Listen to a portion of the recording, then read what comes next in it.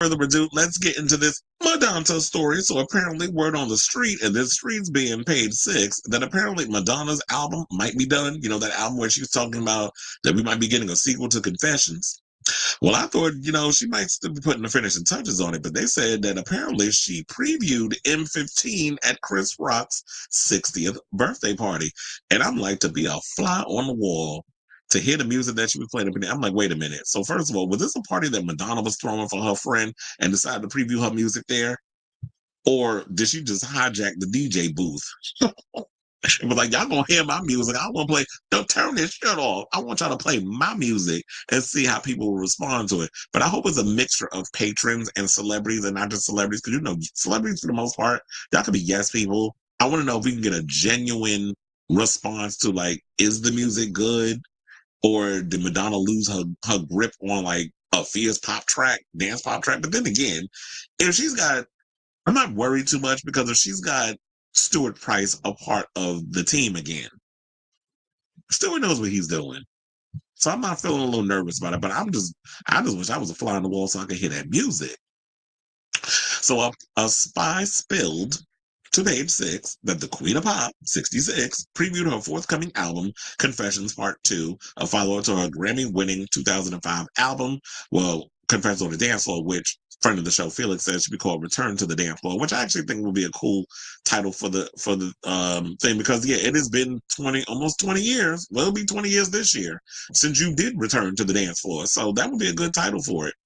And just tour Confessions, the new album, and then throw a couple of the hits from the past in for good measure,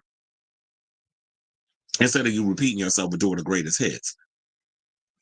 So it said that she previewed the album with the help of 3 of her 6 children while celebrating the comedian, as in Chris Rock, at Crane Club in New York City.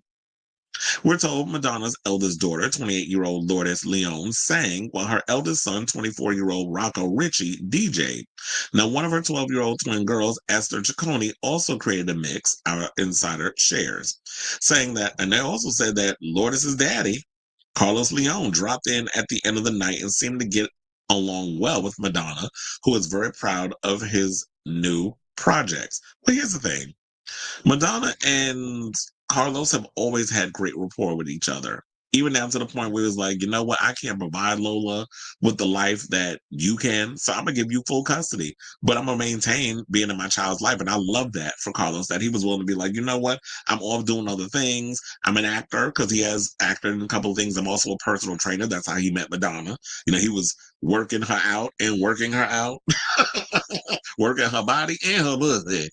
Okay. And that's where they got that baby from. So our second source also revealed that the evening began with, oh God, this girl, Amy Schumer, introducing Beck, who went on to perform some of his well-known tracks. A second source revealed that the evening began with Amy Schumer again. Oh, I think I put the same post was put twice. Now they said a second informant says Dave Chappelle later took the stage to deliver a poignant and heartfelt tribute to Rock, honoring their longtime friendship and Rock's enduring impact on the comedy world, which I will say, yes, Chris Rock is an icon within the comedy space. You can see him in the previous picture where we have him on the right. There's Chris Rock, Eddie Murphy, and Dave Chappelle. And some people call them like the triple trifecta of like comic geniuses, whether you like Dave Chappelle comedy or not, because comedy is subjective. Or subjective, suggestive. People like what he does. And then you see Madonna in the middle, along with, you got Lourdes, you got Esther, the twin, you got the twins, and then you got Mercy in the back on the right. So we'll just leave it there with Madonna and Rocco. Okay, so now it said the first insider adds that the event was also attended by Cher and her 38-year-old boyfriend, Alexander A.E. Edwards, who were very, very affectionate with each other throughout the night. Jerry Seinfeld, Jessica Seinfeld, Tom Hanks, Rita Wilson, Bill Murray, and Gayle King were among the guests as well. Now, Miles Teller was also present, but we're told he remained quiet. Notably, the actor and his wife, Kaylee Sperry, lost their home in last month's Palisades fire. They're probably just hanging out. Miles Teller also has a new movie out that's on Apple TV with Anya Taylor-Joy. So now, for the most part, however, our first source knows that everyone was having fun, dancing, and drinking at Rock's celebrity packed soiree. Though it's unclear whether Madonna's boyfriend, 28-year-old Akeem Morris, was by her side for the festivities. We're told the Grammy winner and Schumer seemed to be especially enjoying each other's company. Now, partygoer Chevy Chase later took to Instagram to post a series of photos with other attendees. Why does this feel like the whole cast of SNL 50 was at this event? Because they said Blake Lively, Ryan Reynolds, Eddie Murphy, Adam Sandler, Steven Spielberg, Martin Short, Amy Poehler, Rachel Dratch, John Lovitz, Bill Burr, Bobby Cannavale, Paul Rudd, Natasha Lyonne, Questlove, Josh Gad, and David Spade were all in attendance. This definitely feels like that y'all went to the SNL 50 party, and right after y'all went to Chris Rock's party, because it kind of all fell around, I guess, the same time. Because that's what it feels like to me. So all the who's who in New York, Hollywood done, well, our version of Hollywood that's over here in New York was all up in there. So all the elites was in that room. But I feel like this story is very misleading. So y'all sitting there talking about DJing and all this other stuff, but there's no real mention about the music. Then when y'all talking about she played music from the Confessions tour, Confessions 2 album, what did the music sound like? If the spy was talking about they was playing the music, where's the specifics in regards of like what's the music sound like? Did it contain a sample or something that we heard before? Did she go and hit up ABBA again for like Hung Up Part 2 or whatever the case is? Like, I want details on the new album. So you're out here, paid six. You out here saying is that the spy said that they was playing music from the new album, but there's no mention of like what does the album sound like. So it seems like to me that y'all left us hanging. And there goes Lola. She was a showgirl. And her daddy, Carlos, who's still looking like a snack. He's aged well. That hair is long too. Like, he's giving very much like indigenous tease. But anyway, so that's all I got on that.